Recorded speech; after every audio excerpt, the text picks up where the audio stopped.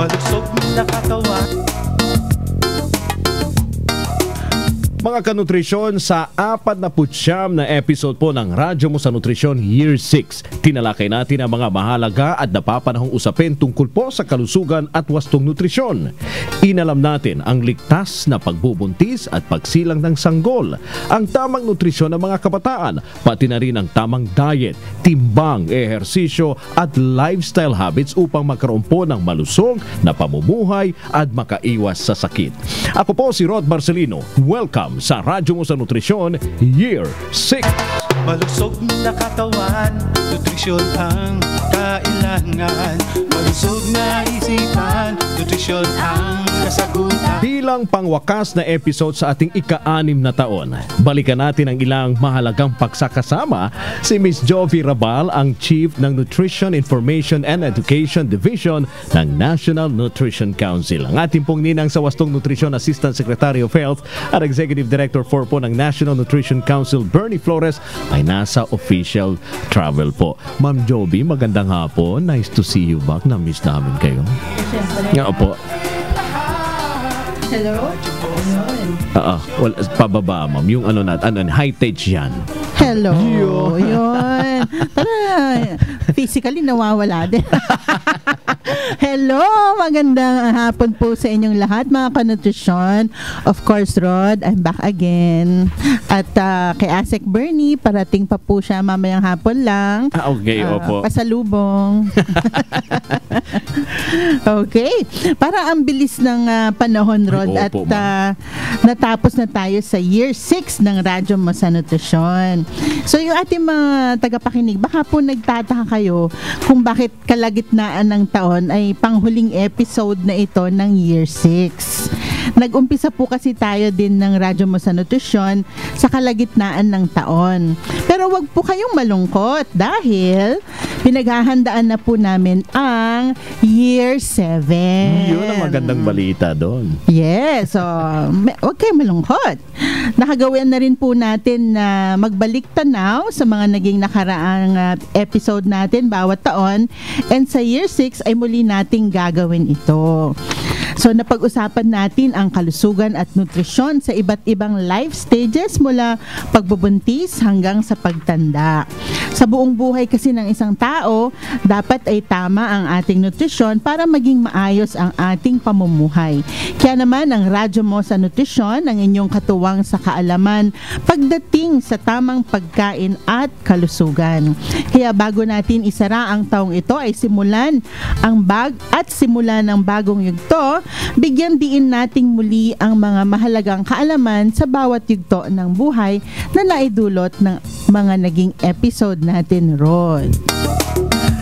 At para malaman natin kung ano ang mga naibahagi, Ma'am Jovi, ng ating programa sa ating mga kanutrisyon ngayong Year 6, sa puntong ito pala mga kasama, ay ibibigay na namin sa inyo kaagad ang ating text question of the day. Espesyal na edisyon ito ngayon, Ma'am Jovi, kaya 10 ang maaring manalo po ng tig 200 pisong cellphone. Hindi po 100 lang at hindi lang po 6 kung hindi 10 ang mananalo ng tig 200 pesos na cellphone load. Oo, hindi lang 100, 200. Opo. Wow. At para maging isa sa mga mapapalad na winner, ibigay ninyo ang pinakamabuluhang sagot sa tanong natin. Ang tanong, paano nabago at natulungan ng Radyo Mo sa Nutrisyon ang inyong buhay? Magandang tanong yan, Ma'am Jovi. Naku. Madali lang. Alam niya ni Jota po, ng ating security guard. Dahil napalaki niya yung kanyang anak sa tamang gabay ng ating programa. Wow. Pwede siya mag-text. Pwede siyang sumali. Okay. Gusto din natin kasing malaman kung paano nakatulong po ang Radyo Mo sa Nutrisyon sa inyo, mga kanutrisyon. Tumigil na ba kayo sa paninigarilyo? Kumakain na ba po kayo ng mas maraming gulay? Kaya i-text lang po ang inyong sagot sa ganitong format. Ang full name, eksaktong address, ilagay din po ang street, barangay, bayan o lungsod at lalawigan. Ang inyong sagot syempre isend po ito sa 0908-579-6898. Ang totoong address pong inyong ilagay dahil dadaan po ito sa validation. Maari po kasi ma-disqualify kapag hindi totoo pong inilagay ninyong address, mga kanutrisyon. Kaya dumako na po tayo ngayon sa ating Pacto Throwback, Ma'am Joby. Oo.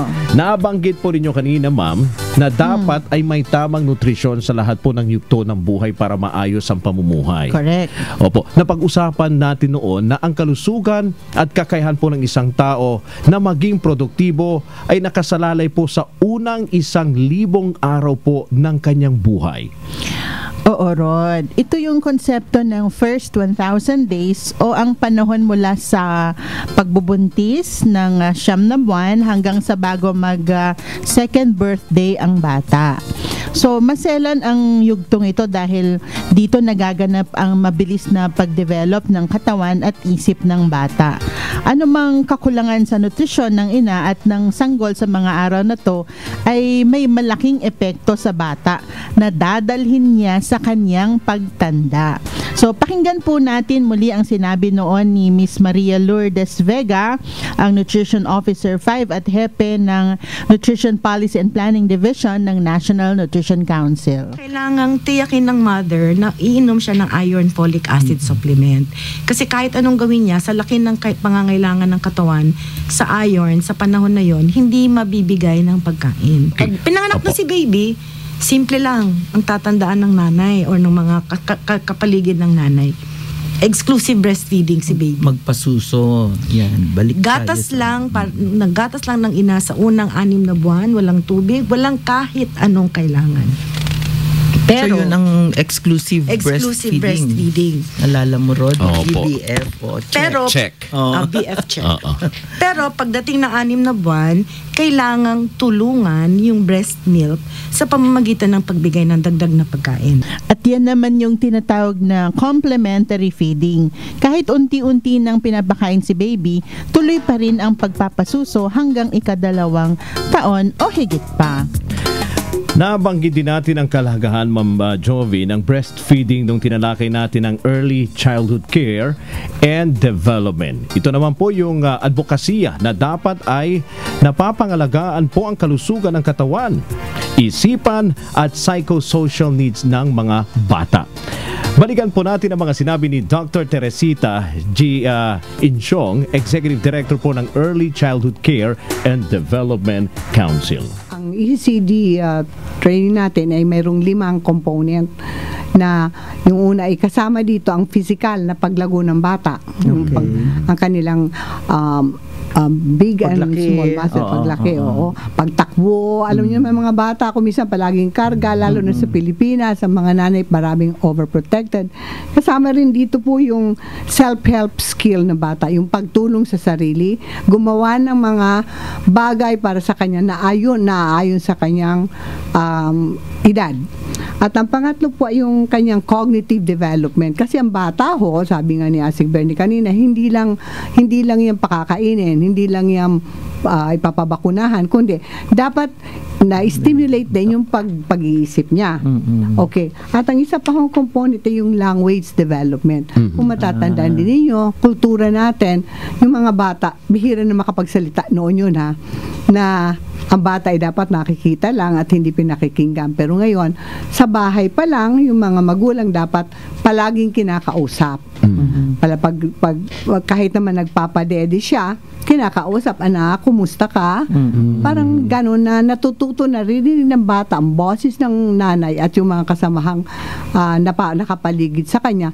Kasi ang komunikasyon, natututuhan ito sa interaction ng mga adults, di ba ho?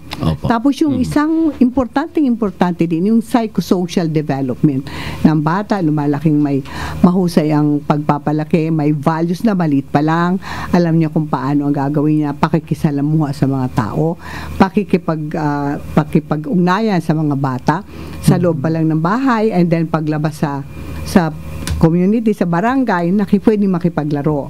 So ito yung mga importante sa isang batang lumalaki. So hindi lang ma'am basta mapakain, mapag-aral ang isang bata ay tama na. Maraming bagay ang dapat gawin para matiyak na makakamit niya ang kanyang full development potential.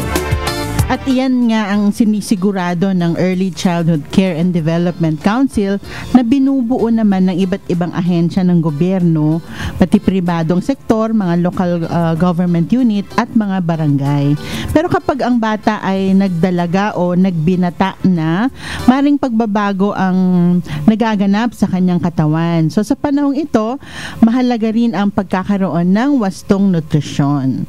Narito naman ang mga payong pangnutrisyon para sa mga kabataan mula sa suki nating si Miss Luz Tagunicar, ang Supervising Health Program Officer ng Child Health Development Division, Family Health Office ng Department of Health. Generally speaking, ang tamang nutrition para sa mga adolescents ay yung balancing meal na may iba't ibang uri ng pagkain. So, kaya nga yung guidelines natin for nutritional guidelines for Filipinos, kumain ng iba't ibang uri kasi walang isang pagkain na talaga magbibigay sa iyo ng lahat ng sustansyang kailangan ng katawan. Okay. Yung mga lalaki, mas mataas lang ang pangangailangan nila sa energy. Kasi nga, mas lumalaki sila at mas active sila kasi they're into sports, into many activities.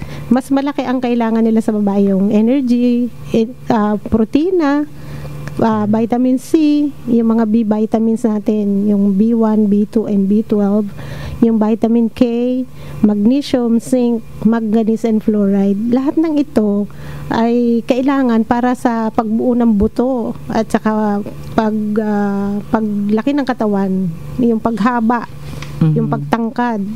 Yung mga babae naman, dahil nagdadalaga sila, nagkakaroon na sila ng buwanang regla. So, every month, nagbabawas sila ng dugo.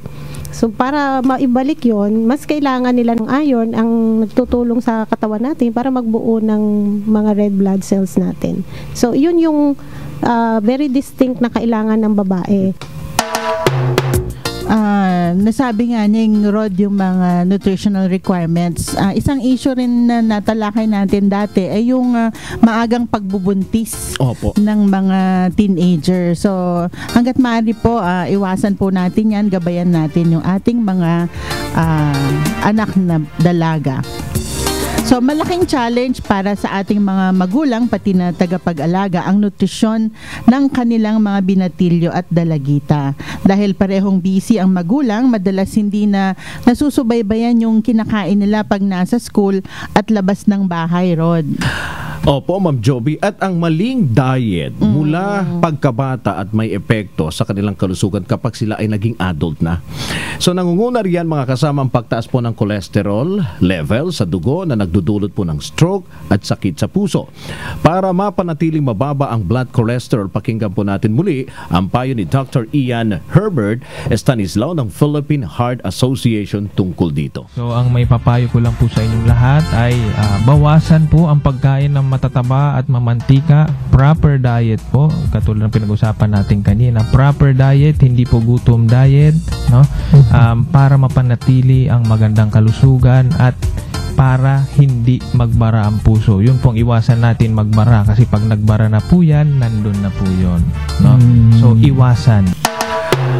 At madalas nating marinig, Ma'am Joby, yung mga salitang ma-foods, mga maaalat, mamantika, matataba, matatamis na pagkain. Sa paglipas kasi ng panahon, naiipon sa mga ugat po ang kolesterol mula sa mga pagkain na yan. Kaya talagang dapat iwasan. Oo, yan yung mga masasarap pa naman. Ay, opo. Kaya dapat, pero kaya moderation, hinay-hinay lamang. So bukod sa hypercholesterolemia, nagiging dahilan din ito para tumaas ang presyon ng dugo, yung high blood. Dumarami rin sa ating mga kababayan ang nakararanas ng hypertension dahil na rin sa maling diet. Kaya balikan natin, Rod, ang mga sinabi ni Miss Perla Esguera, ang hepe ng Nutrition and Dietetics Division ng Philippine Heart Center. Una-una, dapat hindi tayo masyadong maalat kumain.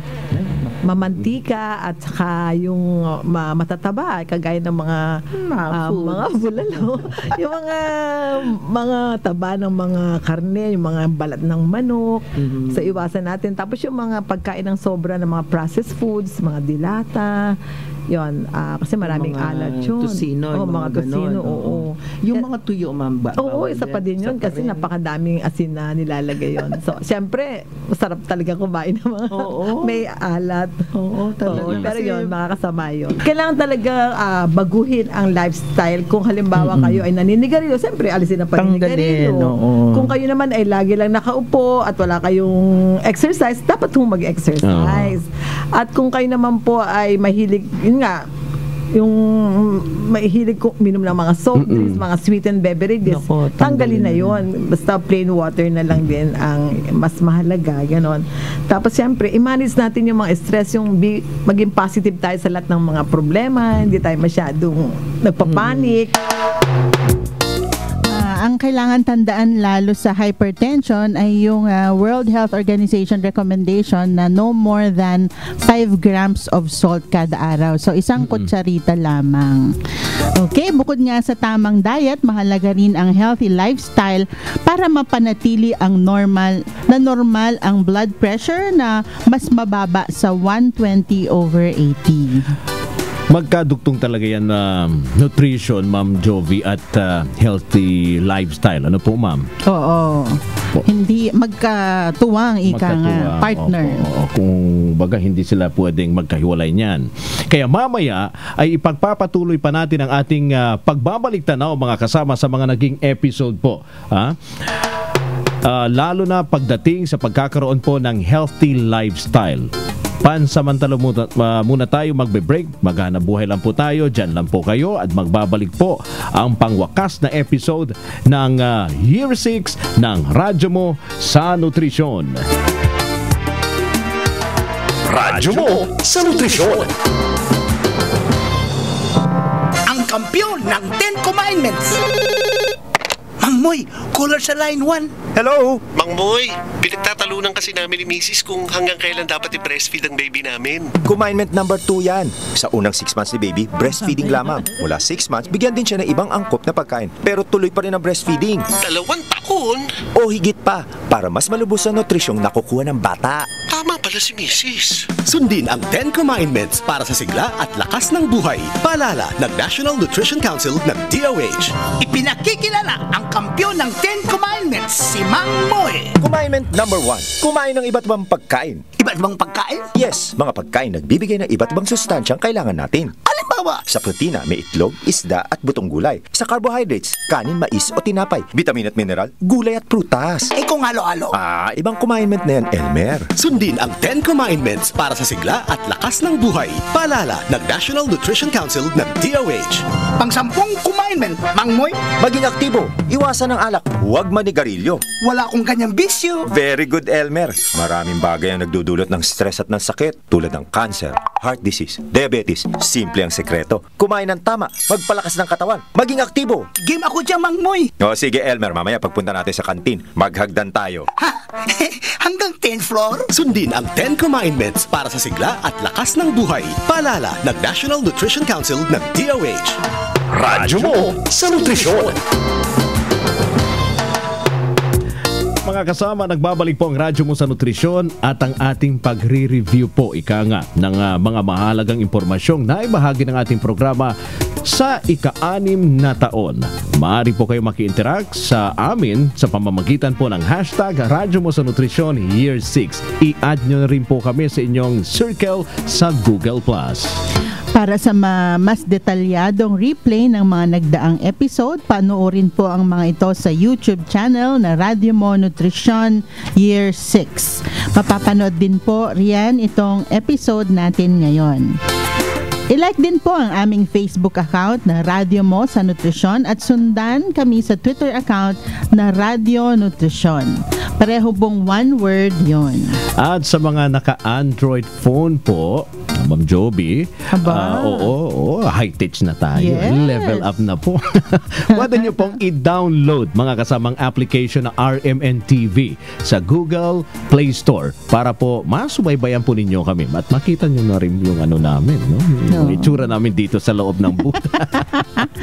Welcome na welcome din kayo sa aming website na nnc.gov.ph at Facebook page na NNC Official.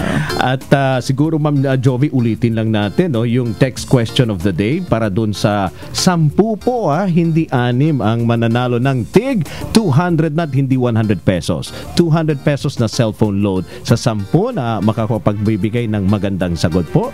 Ma'am, please sa ating tanong ngayong hapon. Ang tanong, paano nabago at natulungan ng radyo mo sa nutrisyon ang inyong buhay?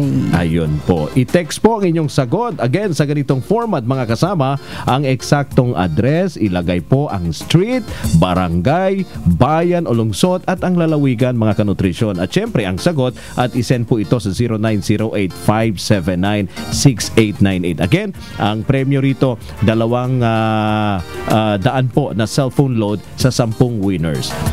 Alright, mga kasama, pinag-usapan natin kanina Ma'am Joby yung mga karamdaman na may kinalaman sa maling diet at uri ng lifestyle bukod sa mataas na cholesterol, presyon at isa pa rito ay ang tuberculosis.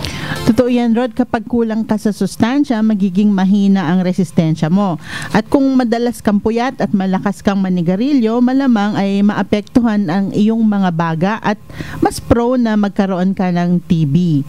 At kapag na-diagnose na mayroon nito, mahalaga pa rin na may sapat na nutrisyon para labanan ito. Balikan natin ang kahalagaan po ng nutrisyon at lifestyle change upang makaiwas po sa tuberculosis. Ayon kay Dr. Rosalind G. Vianzon, Officer in Charge po ng Infectious Disease Prevention and Control Division, Disease Prevention and Control Bureau po ng Department of Health. Kasi ang sakit na TB, tinatawag po nating chronic. Means, ibig sabihin, pangmatagalan siyang sakit Yung mikrobyo kasi niyan, gusto niya dun sa loob ng cells na tinatawag, tapos dun siya nagmumultiply, nagpaparami, matagal na proseso yung ginagawa niya, kaya chronic disease siya kung tawagin. And since nandoon siya, nagpaparami siya, eventually nangyayari yung nutrisyon ng tao, ang siyang gusto niyang inaatake, kinakain, bumababa tayo doon sa ating resistance, sa ating nutrition. Kaya mahalaga na kapag tayo ay may sakit na TB, kaakibat nito ang pag-alaga ng ating katawan, resistance, proper nutrition, kasama yan. Kasi otherwise, tatalunin tayo ng mikrobyo na tinatawag nating tuberculosis. Actually po, yun lang yung piniprescribe namin or yung ina-advise namin na alagaan mabuti ang inyong nutrisyon, kumain ng masaganang pagkain, rich in vitamin B, in vitamins, rich in protein, carbohydrates, fats, kasi doon po kukuha tayo ng pambawi para malabanan natin itong mikrobyo ng tuberculosis. At ang isang malaking risk factor nga mga kasama sa pagkakaroon po ng tuberculosis ay ang mahinang resistensya po ng katawan. Noong Abril lang, Rod, ay nalaman natin na ang paninigarilyo ay hindi lang sa mismong humihit-hit nito nakakaapekto. So tinalakay natin ang panganib na dulot ng second-hand at third-hand smoking. Ito ang naging paliwanag dyan ni Dr. Maria Encarnita Limpin, ang Executive Director ng Framework Convention on Tobacco Control Alliance, Philippines. Okay, yung second-hand smoke, ito yung nalalanghap natin na usok, no, na galing doon sa sigarilyo mismo, at doon sa usok din na binubuga ng mga smokers, no. So, sino ang mga naapektuhan nito? Yung mga taong nakapaligid doon sa naninigarilyo habang siya ay naninigarilyo. So, ito ay nakakasama dahil sa ang nalalanghap nilang usok ng sigarilyo ay mayroong mahigit na 7,000 chemical. Kasama na dito yung mga chemical na nagkokos ng cancer at ng mga chemical na talaga namang napatunayang very toxic at poisonous sa katawan natin, katulad ng arsenic acid. Alam mo naman ang arsenic acid, yung mga insecticide, pesticide, no, yung mga yan na talaga namang nakakasira, no? Although ang mga dose ng mga poisons na ito ay hindi ganun kalaki na talagang mamamatay ka kagad. Ang third hand smoke, ito yung mga chemical residue, no? Siyempre, di ba, pag nanigarilyo ka sa kunyari dito sa loob ng kwarto, no? Sa itong room na ito. Tapos, hindi mo na yan nakikita, ikaw nanigarilyo dyan, tapos lumabas ka, yung mga chemicals na naririyan, nagde-deposit yan, nalalaglag yan sa mga furnitures natin, sa lapag, sa walls, no? Hindi mo na nakikita yung usok, maaaring hindi mo na rin maamoy, ano? Pero yung mga chemicals nandiyan. So, ang problema dito, kung may mga kasamahan tayo sa bahay, no? Hahawak doon sa mga, tables, chairs, and worse, ang mga bata natin, di ba? Yung mga babies natin, they crawl, no? Sa floor. Yung mga chemicals na yan, nalalaglag doon sa floor. At para tuluyan po maging healthy ang lifestyle, may katerno po ang balanced diet. Dapat po may regular din na gawaing pisikal. Makatutulong po ang palagiang pagkilos at pag-eehersisyo para mapanatili po ang wastong timbang at makaiwas din sa mga karamdaman. Narito po muli ang mga tip ni Professor Hercules P. Calianta, isang exercise specialist, professor at dating din po ng College of Human Kinetics po ng Universidad ng Pilipinas, Diliman. Unang-una po, ang physical activity, hindi lang exercise. Opo. Meron pong iba't ibang klase, no? Simplihin natin. Exercise, dance. Opo. Pwede pong sports and games. Pwede rin po yung work-related physical activity, yung ginagawa nyo sa trabaho. Kung makit kayo na hagdanan o pagpapunta kayo sa trabaho, nagbibisikleta kayo, kasama po yan. O naglalakad lang. At yung lifestyle-related. Yung lifestyle-related choices po yan. Pag pumunta kayo sa mall, anong ginagamit nyo? Escalator ba? Elevator o hagdanan? Kung escalator, umaakyat po ba kayo o sumasakay kayo? Yan po yung mga lifestyle-related. Regular physical activity na 30 to 60 minutes kada araw ang rekomendado po ng World Health Organization. Lagi nating tandaan, mga kasama, mga kanutrisyon, ang slogan po ng Department of Health na galaw-galaw para di pumanaw.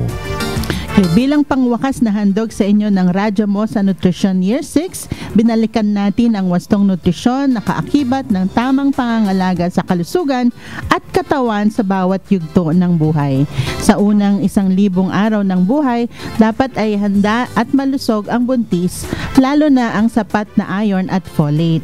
Exclusive breastfeeding naman para kay baby mula pagsilang hanggang 6 na buwan at pagbibigay ng complementary food mula 6 na buwan hanggang habang patuloy pa rin ang breastfeeding hanggang 2 taon o higit pa.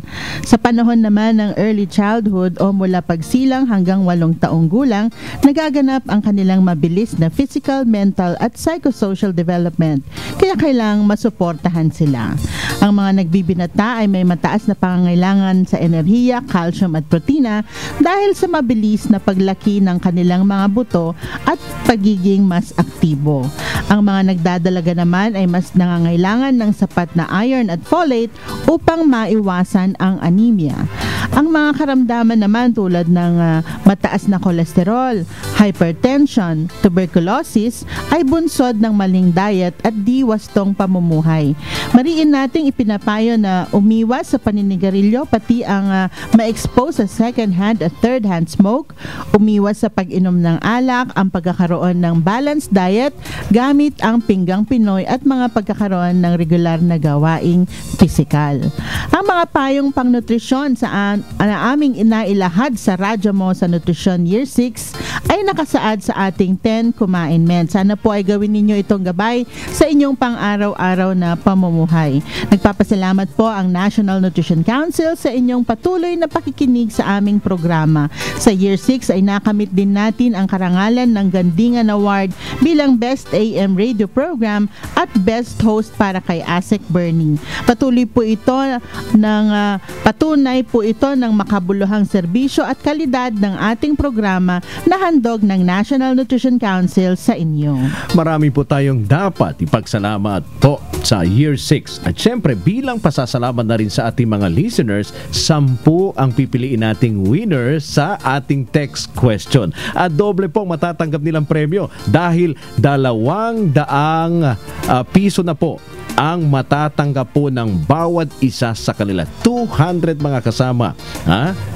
Tuloy-tuloy nito hanggang sa year 7. Wow. 200 na, Sir, ma'am. magandang ano yan.